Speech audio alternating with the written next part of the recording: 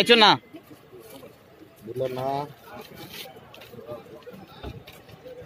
ఇచ్చున్నా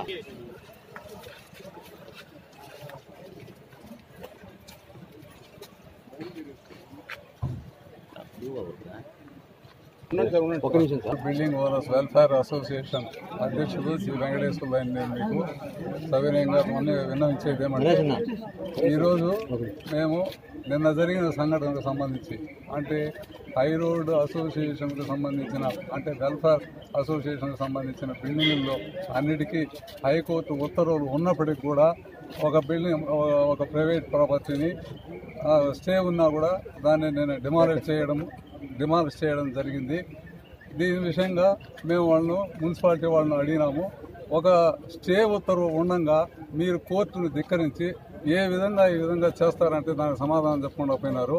ఈ విషయమే ఈరోజు మేము కలెక్టరేట్కి వచ్చి ఈరోజు కలెక్టర్ గారితో మేము కలెక్టర్ గారిని కలిసి వాళ్ళకి అర్జీ కూడా ఇవ్వడం అనేది కలెక్టర్ గారికి పూర్తి వివరాలన్నీ అందించినాము.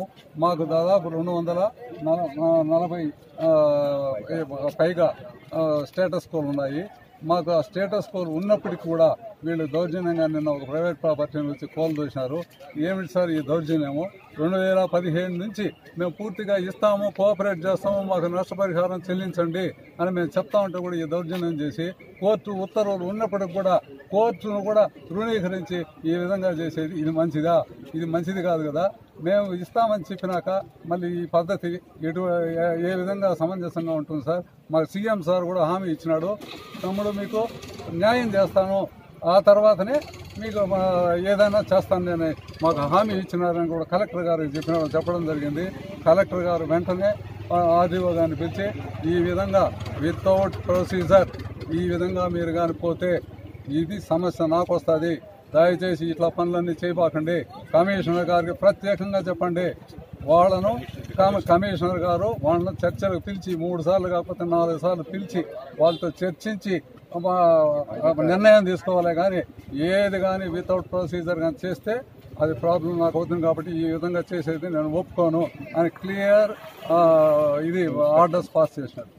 ఆయనకు ఈ హామీ ఇచ్చిన దానికి నిజంగా ఇన్ని రోజులకు ఈ కలెక్టర్ గారు మా సమస్యకు పరిష్కారం చూపించేదానికి బాటేసిన దానికి పూర్తిగా వారికి అభినందనలు తెలియజేస్తా ఉన్నాం. మా అసోసియేషన్ తరఫున రాజకీయ నాయకులు చేయలేని పని ఈరోజు ఒక ఐఏఎస్ ఆఫీసర్ మీ సమస్యను నేను చూసినాను, నిన్న వాళ్ళు డిమాలిష్ చేసింది కూడా హై రోడ్లో చూసినాను, నేను చూసే మీకు న్యాయం చేయాలని చెప్తా ఉన్నాను అని చెప్పి ఆర్డర్స్ పాస్ చేసినాను. ఏది కానీ వితౌట్ దీనికి సంబంధించి ప్రోగ్రామ్ ఉంది, దానికి మీరు అటెండ్ అవుతుంటారా? మాకు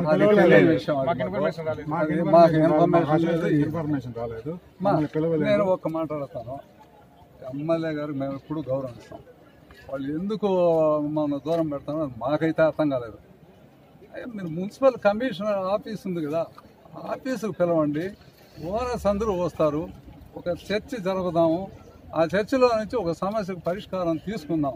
ఇది మా నినాదం అయితే మీ వల్ల ఏమవుతుందో నా వల్ల ఏమవుతుందో చూసుకుందాం అన్న రకంగా ఇప్పుడు జరుగుతున్నాయి. కానీ మేము ఎప్పుడూ గౌరవిస్తాం.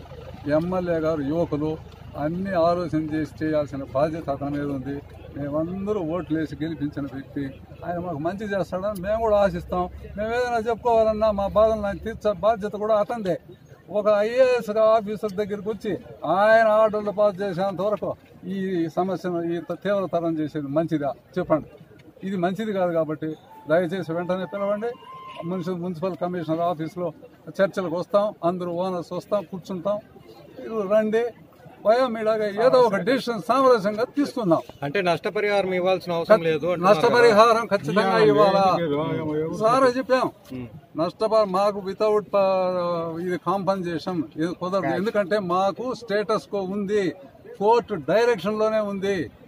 ప్రొసీజర్ ప్రకారం ఉండి అంటే ఏమే నష్టపరిహారం ఇవ్వండి అని అర్థం. వితౌట్ నష్టపరిహారం ప్రొసీజర్ ఎవరు పోరు, ఈ మాకు కొట్టి తోసుకొని పోతా ఉండొచ్చు. కాబట్టి ఇవన్నీ దృష్టిలో పెట్టుకుని ఎమ్మెల్యే గారు కూడా పూర్తి సహకరించి చిత్తూరు అభివృద్ధికి మేము అతనికి కోఆపరేట్ చేసేదానికి మేము సిద్ధంగా ఉన్నాము. కాకపోతే మా సమస్యలను విని మా సమస్యను ఏ విధంగా తీర్చాలా అనే దాన్ని చర్చలో ఒక సమస్యను సాల్వ్ చేస్తాం. చేసుకోండి అని. ఆయన ఎన్క్రోచ్మెంట్ అన్నారు. ఎన్క్రోచ్మెంట్ ఏం కాదు, అకార్డింగ్ టు ఏదైనా ఎన్క్రోచ్మెంట్ ఉంటే చెప్పండి, మేము దగ్గరుండి తీయిచ్చేస్తాము అసోసియేషన్ తరఫున చెప్పడం జరిగింది.